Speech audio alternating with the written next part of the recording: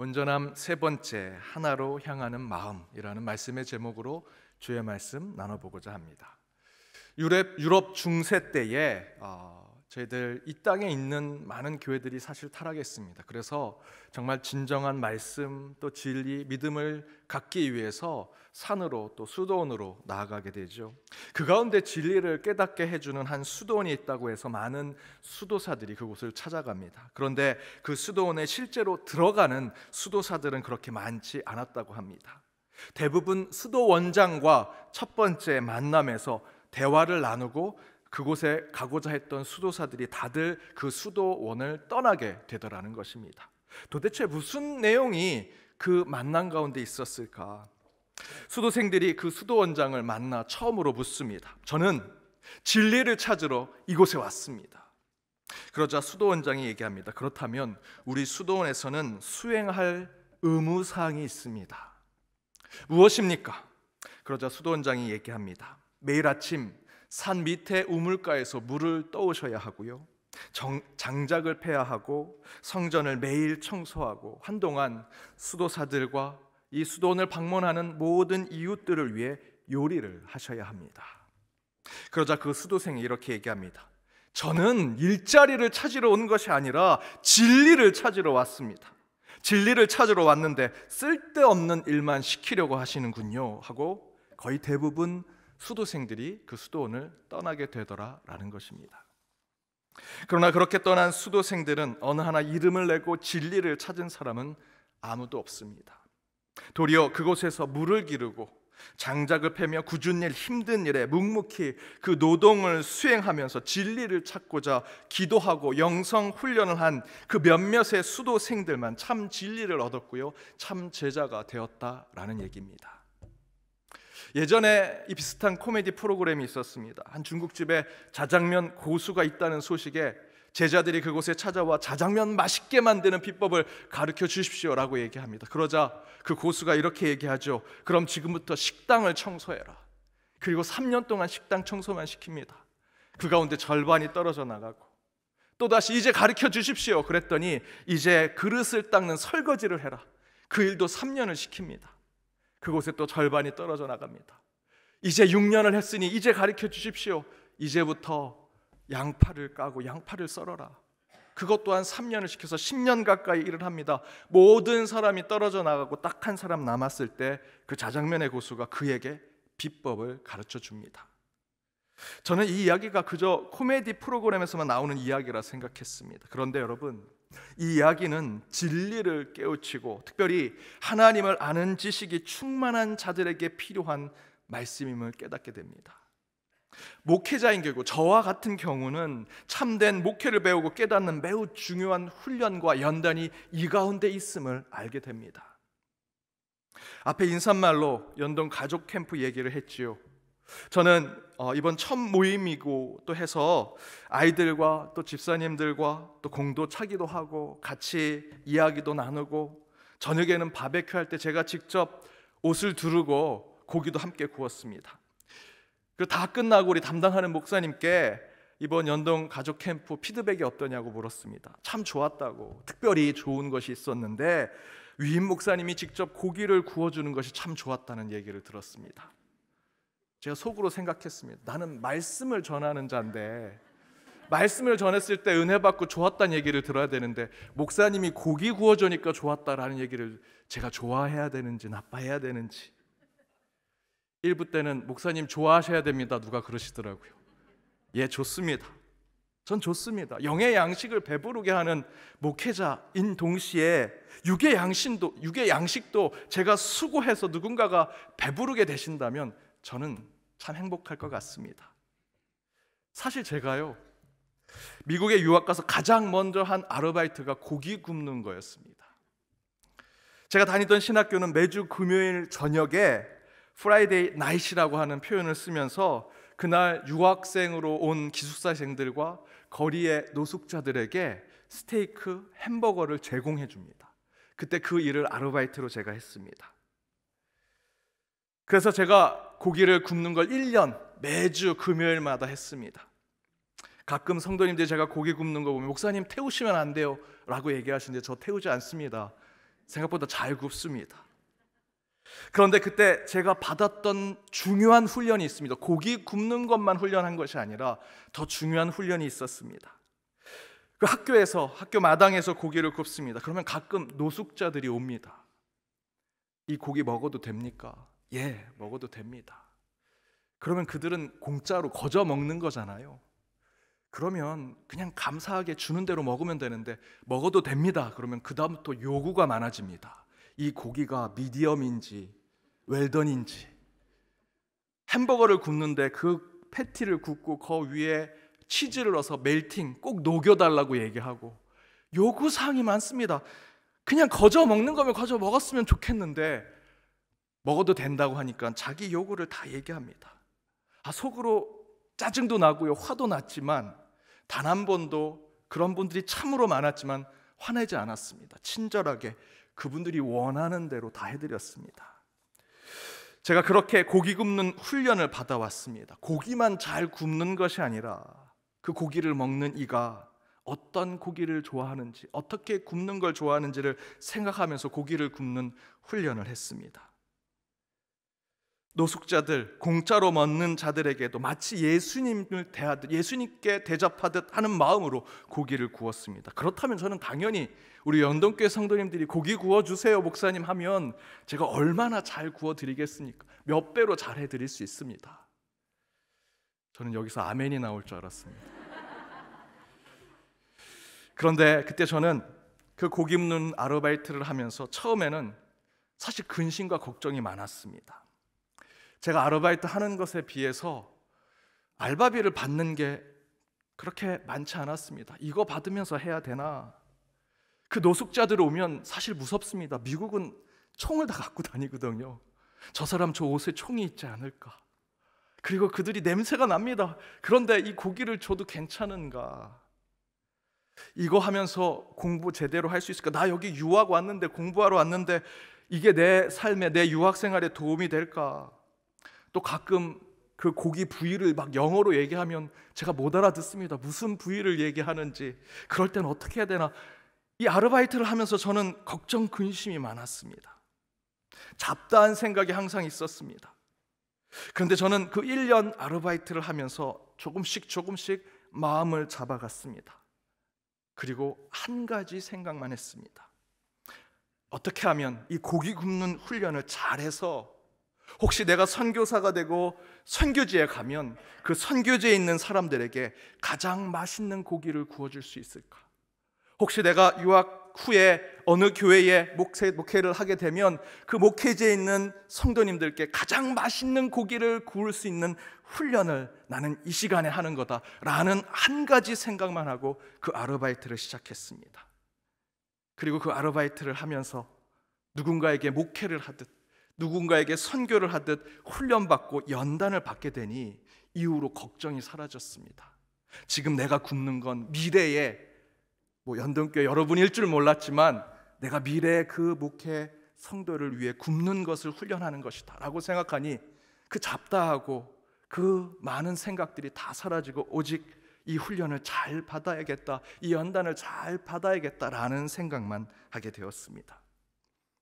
여러분, 인생사 세옹지마라고 하죠.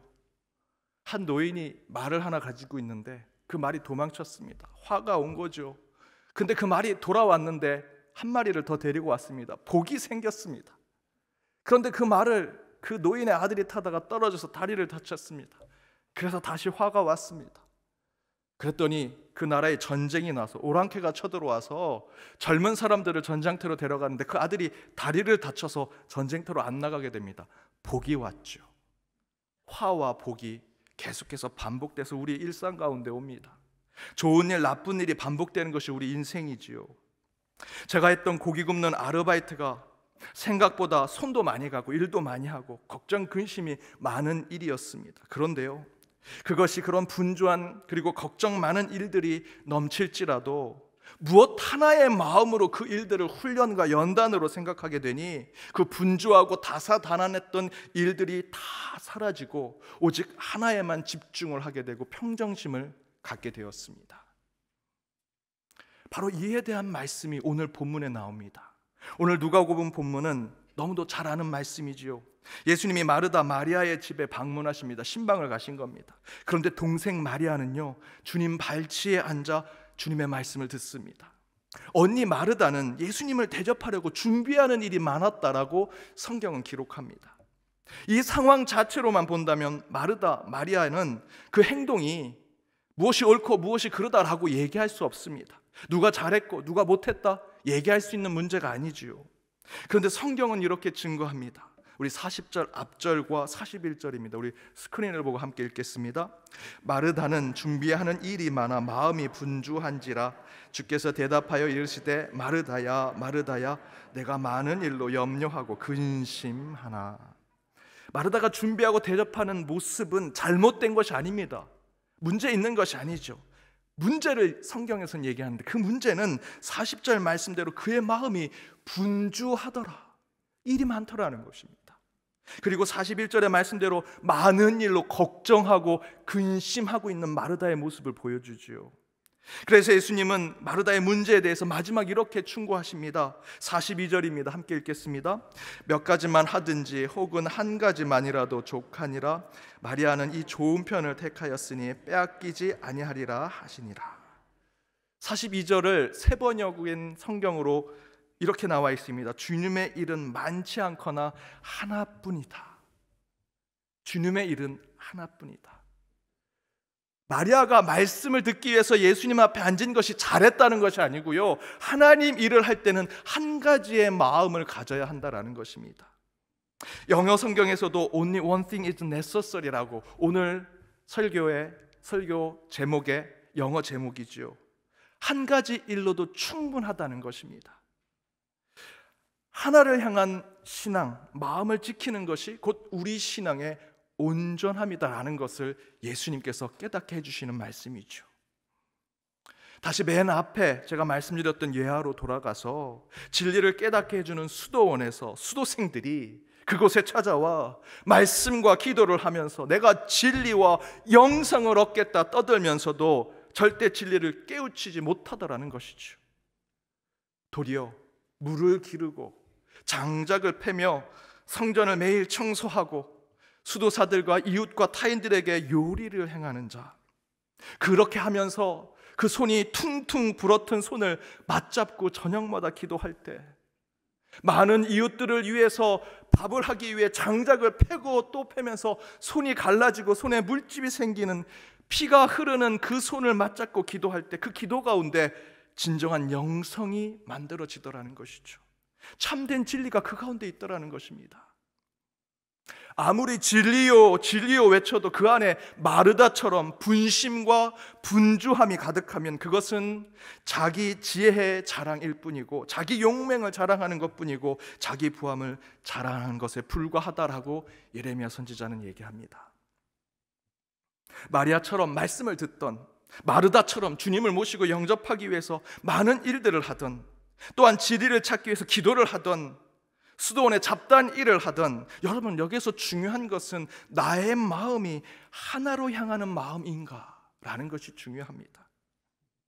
당연히 신앙의 온전함은 일을 많이 하던 적게 하던 기도를 하던 말씀을 듣던 중요한 것은 어떤 상황 어떤 조건에서든지 한 분 하나님을 향하는 마음이 있을 때 우리 신앙의 온전함이 세워지는 것이다. 어제 예비일 새벽기도 때 화해에 대한 설교를 했습니다. 그 설교를 하면서 상처 입은 치유자가 되어서 화해를 이루는 그리스도인이 되어야 한다. 여러분 상처받았다고, 나 목사님 상처받아서 이제 교회 떠날래요 라고 상담하신 분들이 많은데 그때 저는 이렇게 권면합니다. 권사님, 집사님, 성도님, 그렇게 상처받은 것 기도하고 참아내고 인노하고 그리고 극복해서 교회에 남으셔가지고 똑같은 상처받은 자를 상처 입은 치유자로서 그들을 치유하는 역할을 해주셔야죠. 상처받았다고 시험받았다고 떠나시면 안 됩니다. 그렇게 상처 입은 치유자가 되자, 그렇게 화해를 이루자라는 설교를 하고 우리 장로님들과 잠깐 만나서 식사를 하는데 한 장로님께서 이번 신앙 사경에 오시는 이찬수 목사님이 그 설교 가운데 성도들에게 이런 질문을 했답니다. 지금 이곳에 상처받은 성도들 한번 손들어 보라고. 여러분 말고요. 그 교회에 손 들어보라 했더니 손을 다 들더랍니다. 그 다음에 이찬수 목사님이 이렇게 질문했습니다. 그렇다면 혹시 내가 상처 준 사람이라고 생각하면 손 들어보라고. 그랬더니 몇 명 손이 안 들더랍니다. 그럼 도대체 그 수많은 사람들에게 상처 준 성도들은 누굽니까? 상처 준 사람 그렇게 없으면 그 많은 분들 어디서 상처받았습니까? 근데 여러분, 이 모습, 이 상황이 무엇과 비슷합니까? 마르다와 비슷하지 않습니까? 40절 한번 보십시오. 마르다는 준비하는 일이 많아 마음이 분주한지라 한 곳에 마음을 못 쓰고 있지요. 하나로 향하는 마음이 아닙니다. 예수께 나아 이르되 주여 내 동생이 나 혼자 일하게 두는 것을 생각하지 아니하시나이까 그에게 명하사 나를 도와주라 하소서라고 얘기하죠. 예수님, 내가 지금 이렇게 힘들게 일하는데 제 동생은 저러고 있습니다. 쟤 때문에 저 상처받았어요. 저 상처받았어요. 쟤를 일하게 시켜주세요. 명령시켜주세요 라고 얘기하는 거 아닙니까? 왜 우리는 서로 위로하고 격려하고 사랑하는 공동체에 나오면서 모두 다 나 상처받았어요 라고 말할까요? 이 마르다와 같은 마음을 갖고 있는 것이지요. 우리는 지금 너무 분주하고 생각이 많은 것입니다. 여러분, 마르다가 윤리적이고 도덕적이고 영적으로 잘못돼서 그런 마음을 갖고 있는 것이 아니라 오늘 말씀 42절의 말씀대로 보면 이 마르다는요 지금 분주해요. 한 곳에 생각을 집중하지 못합니다. 너무나 잡다한 생각이 많은 거죠. 그 분주한 생각이 이 마르다로 하여금 상처받게 합니다. 내가 손해받았다고 생각하고 내가 지금 큰 피해를 입었다라고 생각하게 만드는 것입니다. 이에 예수님께서 말씀하시죠. 42절 말씀 공동번역으로 제가 읽어드립니다. 마르타, 마르타, 너는 많은 일에 마음을 다 쓰며 걱정하지만 실상 필요한 것은 한 가지뿐이다 라고 진리를 알려주시죠. 여기서 한 가지는 곧 주님을 향하는 마음, 한 분 하나님을 생각하고 묵상하는 그 마음을 이야기합니다. 그것이 있다면 여러분, 말씀의 자리가 아니더라도, 마리아처럼 말씀의 자리가 아니더라도 지금 저 너머에 오병이어의 집 식당에서 일하시는 권사님들, 집사님들의 그 자리일지라도, 또 오늘 주일에 어쩔 수 없이 저희는 그래도 감사하게 이 주일 시간에 예배를 드리러 오지만 누군가는 일할 수밖에 없는 사람은 그 노동의 자리에 있을지라도, 말씀의 자리에 저와 여러분이 있지만 결코 이 자리에 있을 수 없는 존재임을 깨닫고 회개하는 마음으로 이 자리에 있더라도 우리 주님은요, 우리가 하나로 향하는 마음을 갖고 있다면 우리에게 온전함을 주신다라는 것입니다. 그래서 예레미야 선지자는 이렇게 고백하지요. 우리 길지만 함께 읽어보겠습니다. 여호와께서 이와 같이 말씀하시되 지혜로운 자는 그의 지혜를 자랑하지 말라. 용사는 그의 용맹을 자랑하지 말라. 부자는 그의 부함을 자랑하지 말라. 자랑하는 자는 이것으로 자랑할지니 곧 명철하여 나를 아는 것과 나 여호와를 사랑함과 정의와 공의를 땅에 행하는 자인 줄 깨닫는 것이라. 나는 이 일을 기뻐하노라. 여호와의 말씀이니라. 자랑하는 자는 이것을 자랑할지니 곧 명철하여 나를 아는 지식이 있는 자, 나 여호와는 사랑과 정의와 공의를 땅에 행하는 자인 줄을 깨닫는 자라는 것이죠. 곧 오늘 말씀의 제목대로 하나로 향하는 마음, 한 분 하나님을 향하는 신앙과 믿음은요, 하나님을 아는 지식을 갖고 있는 것, 그리고 그 하나님이 말씀하시는 사랑과 정의와 공의를 이 땅에 행하고 실천하는 자가 되는 것, 그것이 하나로 향하는 마음이라는 것입니다. 그런데 여러분, 이 말씀을, 이 진리를 여러분 모르십니까? 여러분 다 아십니다. 다 아시는 거지요.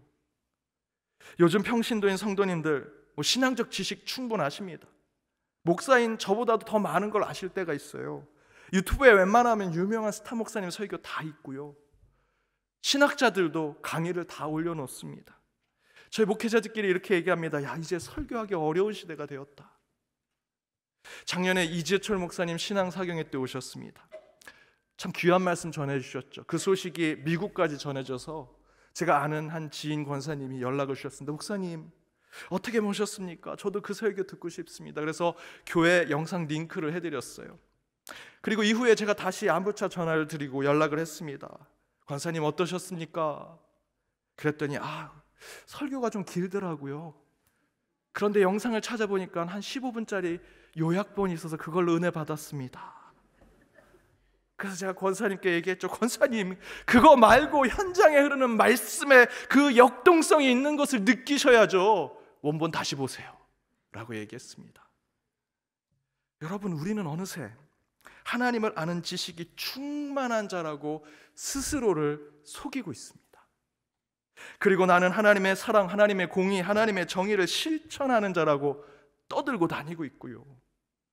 하나님의 말씀은 이 성전에 보이지 않는 이 공기와 이 현장의 소리, 그리고 옆에 있는 사람들의 온기와 함께 저와 여러분의 영혼과 심령 속에 임하는 것이 하나님의 말씀이고 성령의 말씀인데, 우리는 유튜브 짜집기 영상의 은혜를 받는다고 얘기하고 정의, 공정 외치는 교회를 가거나 그런 목사님들의 설교를 들으면 나도 마치 그런 공정과 정의를 행하는 그리스도인처럼 생각하며 살더라는 것입니다. 이태원 참사에서 죽어간 그 젊은 영혼들에 대해서 단 한 번이라도 교회가 그들을 위해 우리 교회 문을 열고 청년들이여 우리 교회를 마음껏 사용하십시오 라고 했었습니까? 요즘 젊은 세대를 위해 우리 교회의 공간을, 또 우리의 물질을 그들을 위해 제공했습니까? 그들을 위해 단 한 번이라도 하나님 아버지의 마음으로 저와 여러분 기도한 적이 있습니까? 오늘 장로님 기도대로 그걸 놀러 가다 죽은 거 아니야, 할로윈데이 그거 즐기러 가다 그런 거 아니야, 여러분 정말 그렇게 아십니까? 거기서 죽어간 그 영혼들이 그것 때문에 간지 여러분 아십니까? 왜 그렇게 단정하고 정죄하십니까? 어떤 분이 목사님, 우리 언덕교회도 이태원 참사 관련 메시지나 현수막 답시다 라고 얘기하셨습니다. 예, 생각해 보겠습니다 대답했습니다. 하지만 하지 않으려고 합니다. 솔직히 너무 창피하고 부끄럽기 때문입니다. 세월호 때도 그 젊은 아이들 죽게 해놓고 세상의 정치, 세상의 사회 하나도 변하지 않았고요. 더 중요한 건 교회 절대 변하지 않았습니다. 그 모습의 부끄러운 모습 그대로 세상에 서 있는 것이 저는 우리 교회, 우리 그리스도인이 할 회개의 모습이라고 생각했습니다. 사랑하는 여러분, 오늘 마르다 마리아에 대한 본문 그 앞구절에 무슨 이야기가 나온지 아십니까? 선한 사마리아인 이야기가 나옵니다. 영생 진리가 궁금해서 예수님을 찾아온 율법교사가 예수님, 진리가 뭡니까? 영생이 뭡니까? 묻지요. 그러자 예수님이 선한 사마리아인 얘기를 해주십니다.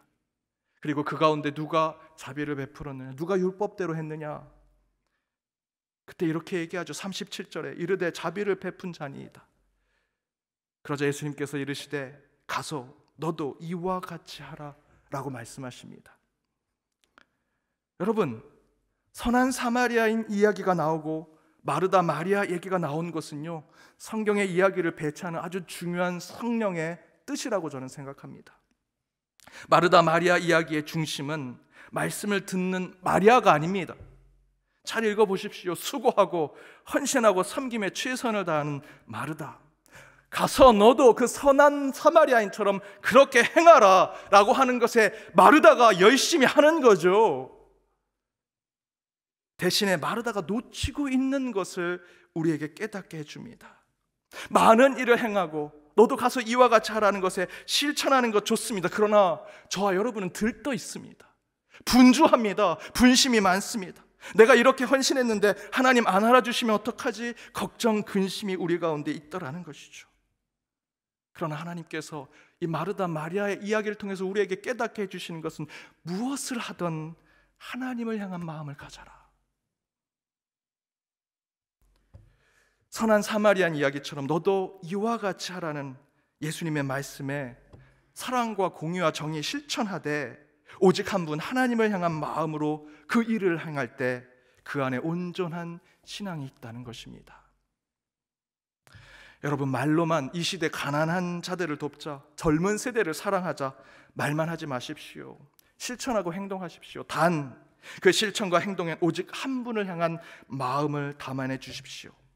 그렇게 될 때 반드시 하나님께서 교회의 이 불신을 받는 이 시대를 다시 회복해 시켜 주시리라 저는 믿습니다. 또한 여러분의 삶에 분주함, 걱정과 근심이 가득할지라도 한 분 하나님을 향한 마음을 품고 사십시오. 그때 저와 여러분은 온전함을 회복하게 되리라 믿습니다. 그런 주님을 향한 마음으로 한 주도 하나님께 칭찬받고 나아가는 저와 여러분이 되기를 주님의 이름으로 축복합니다. 기도하시겠습니다. 우리를 온전하게 하신 하나님, 주의 말씀을 사모하여 귀를 열어 주의 음성을 듣게 하시고 성령의 말씀에 가슴을 뜨겁게 하여 주심을 감사드립니다. 우리를 새롭게 해주시는 생명의 양식으로 하나님의 온전함을 더욱 사모하게 하여 주심을 믿사오니 분주하고 분심이 많으며 걱정과 근심으로 살아가는 삶을 내려놓고 오직 한 분 하나님만을 바라보게 하여 주옵소서. 오늘 말씀에 주를 향한 삶을 결단하여 참된 진리를 깨닫고 주를 향한 온전함으로 회복하며 나아가는 저의 영혼과 우리의 가정과 그리고 우리의 교회가 되게 하여 주옵소서. 그렇게 영적인 온전함을 이루는 저희 모두가 되어 한 주도 천국을 향한 연단 속에 승리하는 우리 모두가 되기를 바라오며 이 모든 간구 예수님의 이름으로 기도드립니다. 아멘.